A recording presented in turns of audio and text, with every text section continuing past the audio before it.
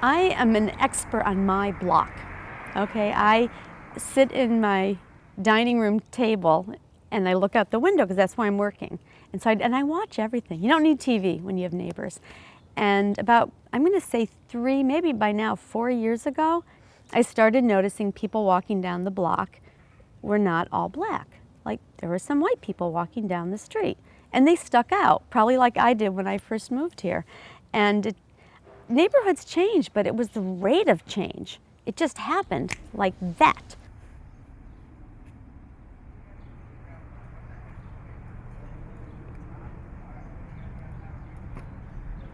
But a lot of people move out of the area not because of gentrification or so many good real estate offers, but the probate shit. You know, it's too many. We got 4 sisters and 2 brothers. We're gonna lose it all. Let's liquidate, get the cash, split it up, and we can fight for something else next year. I want to stick, man. I don't know nothing else. I don't have a global view. I want to stay right here. I know Oakland.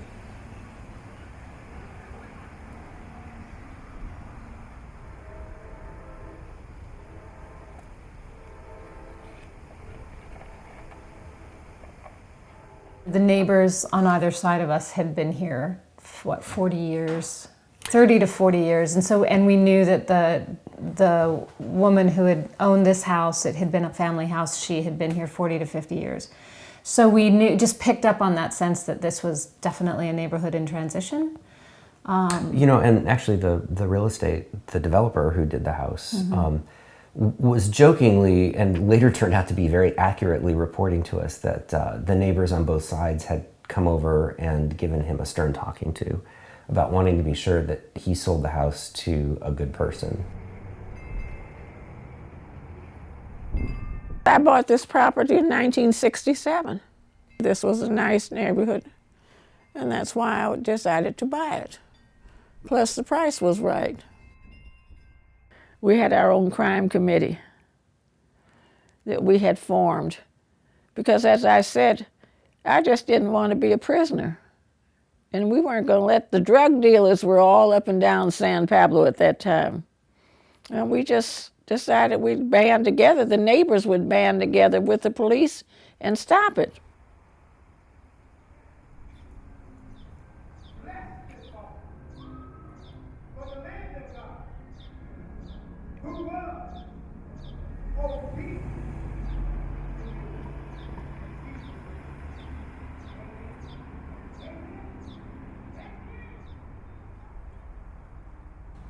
You can't pin a neighborhood to one particular point in history.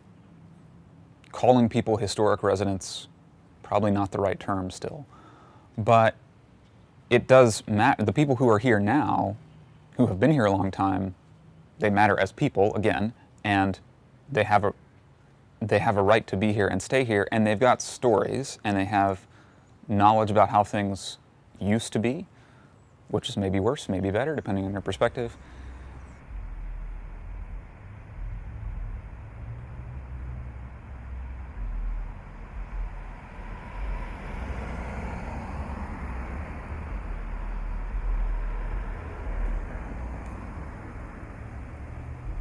We made a point of introducing ourselves and getting to know people, and I believe that at one point we knew everybody on Marshall Street to Stanford.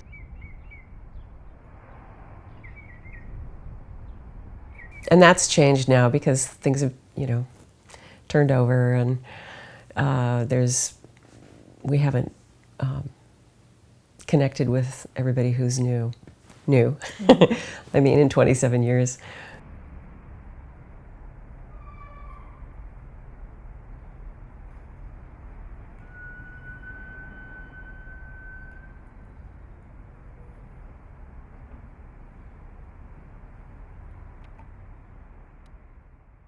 Over here on the corner was an elderly couple.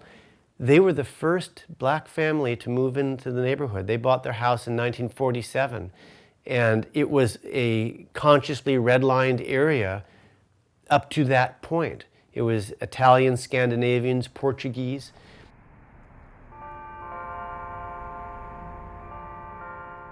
What happened here after 1965 gradually the gospel liturgy and sort of full flavor of Black Catholicism flowered here in this parish. And the priests that were here, they weren't black, but they certainly saw the need for people to express themselves in their own culture. So we have attempted to make the church look like the people who are sitting in the pews and for them to feel comfortable. In every Catholic church you'll see a cross. This one's black and very ideologically African, and people are always quite taken by that.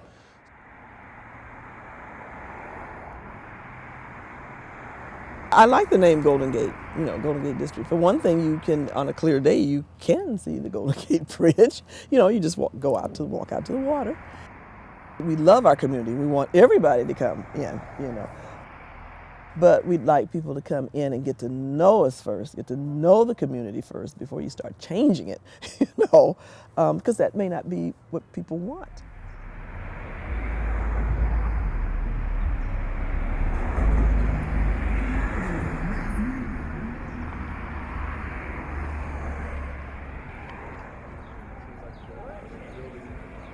Another thing that was kind of appealing when we first moved in here was that it was on the outskirts of where the Wild Wild West Emeryville was at, and this little wedge of Oakland, but Oakland didn't really care about this area, and that's where this small community, small town has come from.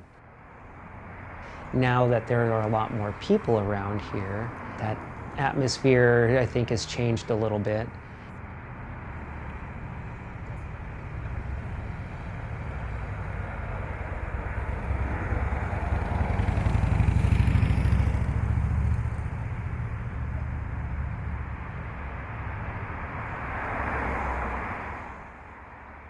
Sometimes it can look a little tattered and torn around here, but I think in some respects it's coming back to life. There seem to be a lot more cafes along San Pablo Avenue that seem to be doing quite well. And there's a lot of appreciation for the library in the neighborhood. People are very vocal about saying how much they appreciate our being here and what we do for the community.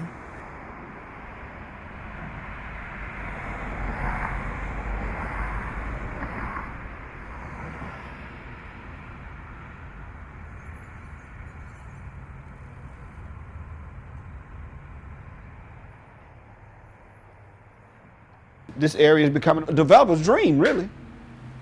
It has changed, even the weather here. The wind don't even blow here no more the same since they put these big old buildings up. It's colder across the street over there when it used to be nice and warm over there. It's cold over there now. And we have people coming by taking pictures, and people have come by and gave me ideas of places to do with this place here. I don't want to sell. I want to keep this going because my uncle had enough faith in me. And he loved this business. This was his baby.